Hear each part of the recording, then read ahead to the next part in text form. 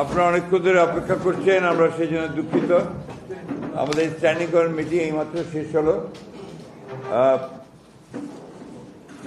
আমাদের স্ট্যান্ডিং কমিটির এটা একটা প্রেস ব্রিফিং আমি আপনাদের সামনে তুলে ধরছি। It's a press briefing, not a press conference না, কিন্তু ব্রিফিং। প্রিয় সাংবাদিক ভাই ও বোনেরা, আসসালামু আলাইকুম।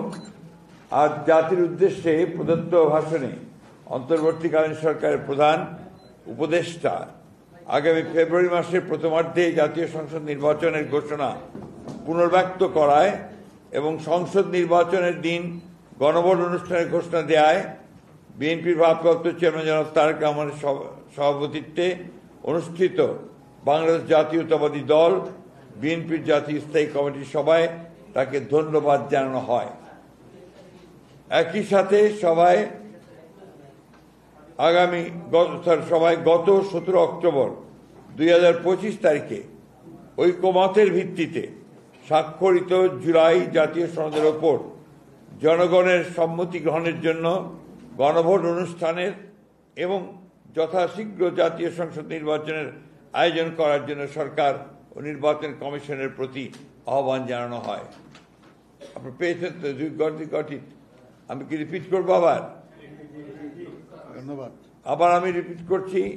আজ জাতির উদ্দেশ্যে প্রদত্ত ভাষণে অন্তর্বর্তীকালীন সরকারের প্রধান উপদেষ্টা আগামী ফেব্রুয়ারি মাসের প্রথমার্ধে জাতীয় সংসদ নির্বাচনের ঘোষণা পুনর্ব্যক্ত করায় এবং সংসদ নির্বাচনের দিন গণভোট অনুষ্ঠানের ঘোষণা দেয় বিএনপির ভারপ্রাপ্ত চেয়ারম্যান জনাব তারেক রহমানের সভাপতিত্বে অনুষ্ঠিত বাংলাদেশ জাতীয়তাবাদী দল বিএনপি জাতীয় স্থায়ী কমিটির সভায় তাকে ধন্যবাদ জানানো হয়।